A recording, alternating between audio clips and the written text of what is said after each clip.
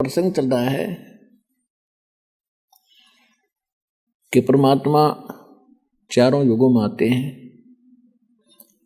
और चारों युगों में आकर के हमें ज्ञान देते हैं, सच्चाई से परिचित कराते हैं।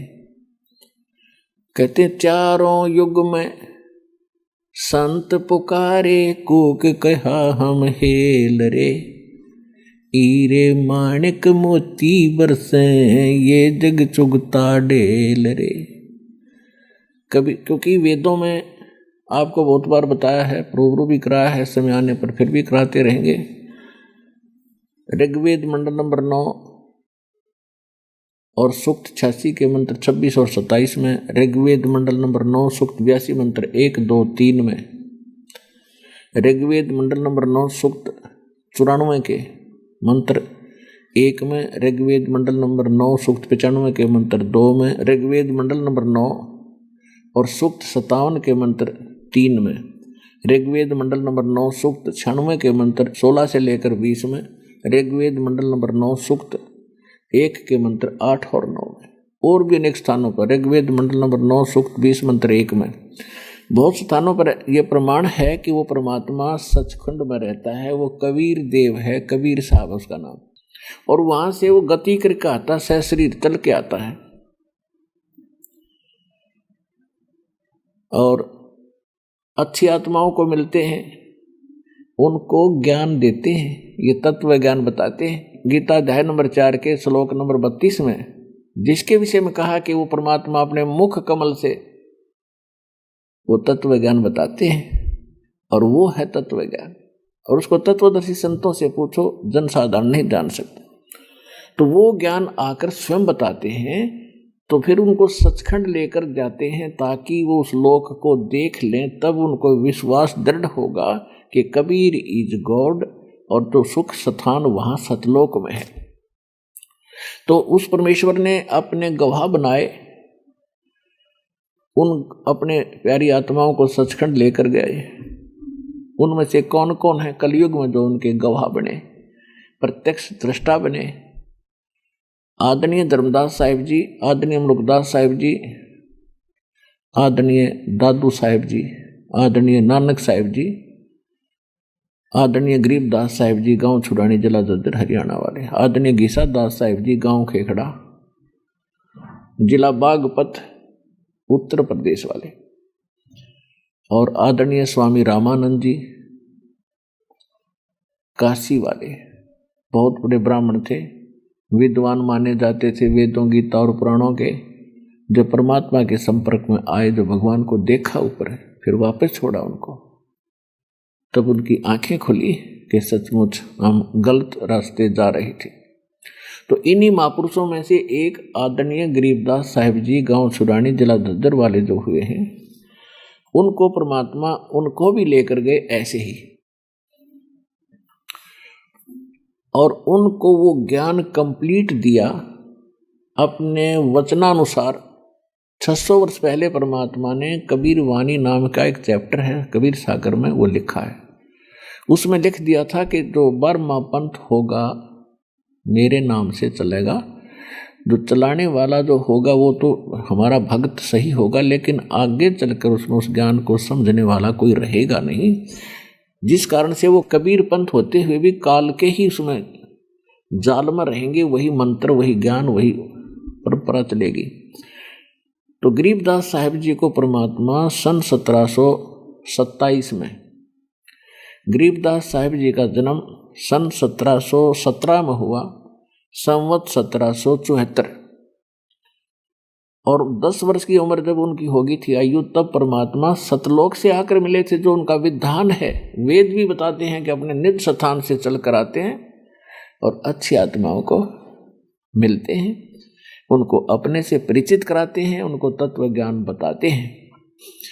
तो गरीबदास साहिब जी को संवत 1784 में मिले, 1774 में उनका जन्म हुआ, 10 वर्ष की आयु, यानी सन 1727 में। गरीबदास जी की जानकारी देना इसलिए अनिवार्य है क्योंकि इस अध्यात्म मार्ग में हमारा ये मुख्य पात्र है, क्योंकि परमात्मा इनको लेकर गए थे, लेकर तो उन सभी महापुरुषों को गए थे, दूसरे थे। जैसे धर्मदास जी को तो साथ रह कर लिखवाया था, अपना सारा ज्ञान उन्होंने लिखा था, लेकिन लंबा समय हो जाने के बाद और कबीर पंथ में काल के नकली संत घुस जाने के कारण उसमें काफ़ी परिवर्तन कर दिया इन्होंने। उसकी पूर्ति के लिए उन्होंने गरीबदास जी को चुना। आज से 250 वर्ष पहले लगभग उस महापुरुष को परमात्मा स्वयं आकर के सचखंड लेकर गए। गरीबदास जी गांव करौथा के रहने वाले थे, जिला रोहतक हरियाणा में, और उनके नानके थे छुडानी में, गांव छुडानी में।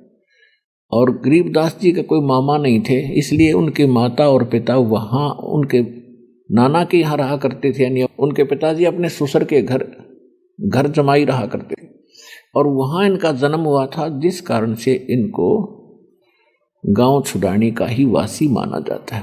मूल गांव इनका करौथा था, जहाँ अपना एक आश्रम है जिस पर नकली लोगों ने लफड़ा डाल रखा है। तो ये तो कमीने व्यक्ति ऐसा ही कर्म करते रहेंगे, परमात्मा हमारे साथ है, हमारा डूंडा उठ रहा है, चारों तरफ से चौमुखी प्रचार हो रहा है, चलती है बात तो याद आ जाता है। तो क्या है, तो वहाँ के वो रहने वाले थे, वो वहाँ रहा करते थे।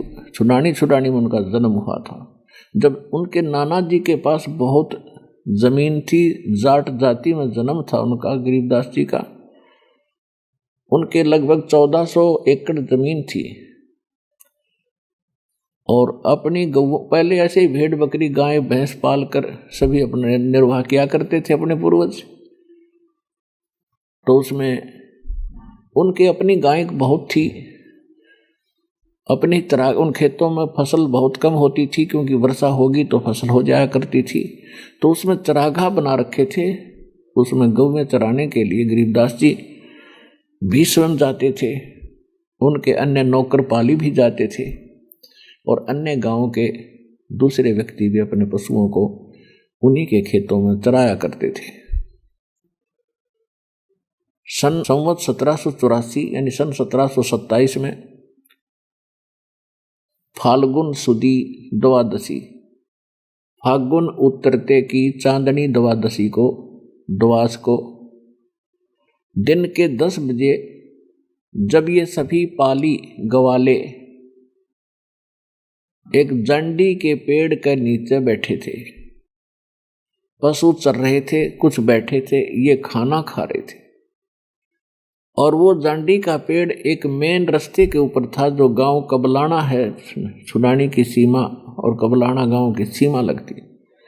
कबलाना गांव से छुडानी की तरफ एक पैदल रास्ता जाता था, उसके ऊपर थी, और परमात्मा वहां से 100 फुट दूरी पर सतलोक से आकर वहां प्रगट हुए, एक यात्री की तरह चलते हुए उस रास्ते से छुडानी की ओर जा रहे थे।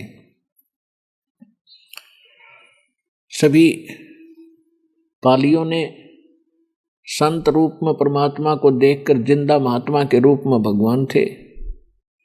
जिंदा महात्मा कैसे होते हैं, विशेषकर मुसलमानों में होते हैं, इनको फक्कड़ फकीर कहते हैं।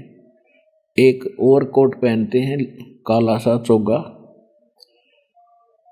और एक अच्छा दाढ़ी बड़ी हुई, केस भी बड़े हुए। तो इस वेशभूषा में साधु ही लगा करते हैं, साधु मानते हैं। तो संत भक्तों ने देखा कि महात्मा आ रहे हैं, उन्होंने सब ने राम राम करी। परमात्मा ने उनको उत्तर दिया, राम राम भाई, कि महाराज जी आ जाओ, भोजन कर लो। परमात्मा गए उस उद्देश्य से थे, उन्होंने कहा भाई भोजन तो मैं करके आया हूँ, भोजन तो मैं करके आया हूँ अपने गांव से। बच्चों ने पूछा कि पाली कुछ छोटे थे, कुछ बड़े भी थे, 40 वर्ष के, 50 वर्ष के, कोई 20 वर्ष के, और वो सबसे छोटे थे गरीबदास जी 10 वर्ष के। तो सभी ने कहा कि आपका गांव कौन सा है बाबा जी, बैठ तो जाओ, आ जाओ। उन्हें कपड़ा सा बिछा दिया, महाराज जी बैठ गए। परमात्मा ने बताया हमारा गांव सतलोक है। अब बच्चों ने सोचा ले होगा कोई गांव, पालियों ने सोचा कोई होगा गांव। तो महाराज जी रोटी नहीं, खाना नहीं खाते हो तो दूध तो पीना पड़ेगा, हम महात्मा को और अतिथि को बगैर कुछ खिलाए पिलाए जाने नहीं देते। परमात्मा ने कहा भी ठीक है, खिलाना चाहते हो ना तो कुंवारी गाय का दूध पीता हूं। तो पाली कहने लगे बाबा जी आपकी दूध पीने की नीयत नहीं है, आप तो मजाक करते हो, कुंवारी गाय दूध थोड़ी देती है।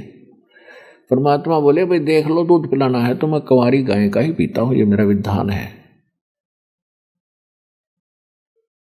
उसी समय गरीबदास जी खड़े हुए, उनकी एक प्रिय बच्चिया थी जिसने मां का दूध पीना छोड़ रखा था, 1.5 वर्ष की थी वो, उसको पकड़ लाए और कहा महाराज जी देखो इसका बच्चा भी नहीं है, ये है कुंवारी, ये दूध कैसे देगी। परमात्मा बोले कोई दूध निकालने का पात्र लाओ। उन्होंने एक छोटा सा मटका था, वो कहा जी ये 2 मांझ के रखा है। परमात्मा ने कहा इस बछिया के नीचे करो, सतनों के नीचे जैसे दूध निकालते हैं। गरीबदास जी पकड़ कर बैठी, लो जी। परमात्मा ने उस कमर पर थपथपी लगा दी बछिया के, लंबे लंबे सतन हो गए और वो दूध का पात्र भर दिया, फिर रुक गया अपने आप। बोलो सतगुरुदेव की जय।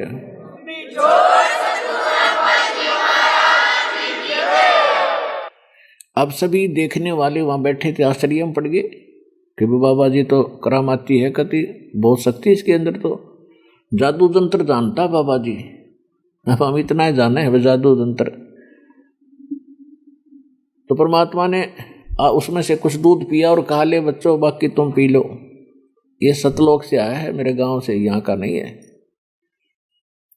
अब और तो जो पाली थे वो तो उठकर चल पड़े कि हम ना पीवे, ना जाने तो किस जात का है, किस जाति का है जो उठा कर दिया, और जादू तंत्र का पाप का दूध हम ना पीवे कुंवारी गाय का। वो तो उठकर चले गए। अगर बाबा जी कुछ और जादू तंत्र ना कर दे, डर के दूर जा बैठे। अब गरीबदास जी रह गए वहां पर कि महाराज जी मुझे दो आपका ये दूध है, मैं पीऊंगा। उन्होंने पिया, परमात्मा ने उनको मंत्र दिया, ज्ञान समझाया। काफी लंबा प्रसंग है, फिर हम शॉर्ट में बताएंगे। तो उनको कहा कि भाई बच्चा भक्ति किया करो।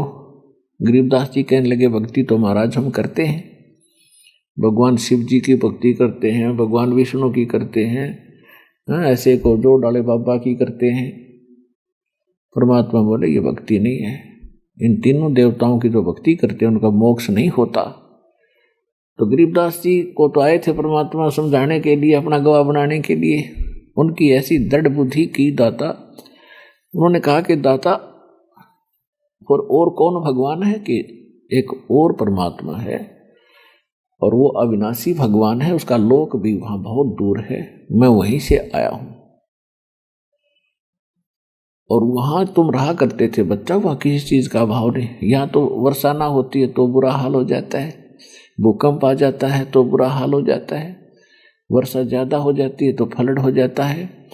तो ये लोक अच्छा नहीं है, या फिर मृत्यु भी होती है। तो बच्चा एकदम प्रभावित हुआ कि हाँ महाराज कोई ऐसा लोक है जहाँ मृत्यु नहीं होती है। कहाँ बेटा ऐसा स्थान है, तो वहाँ कैसे जाया जाता है? कि मैं मंत्र बताऊंगा, उसकी भक्ति की शक्ति से आप वहाँ जाओगे, यहाँ कभी नहीं आओगे फिर। तो उन्होंने कहा कि मुझे वो लोक दिखाओ एक बार, ताकि मेरा विश्वास बने, मैं भी देखूं महाराज का वो कैसा लोक है। परमात्मा बोले चलो बेटा मैं ले चलता हूं। उनको प्रथम मंत्र दिया और उनकी आत्मा को शरीर से निकाला। वो शरीर ऐसा कैसा बैठा का बैठा रह गया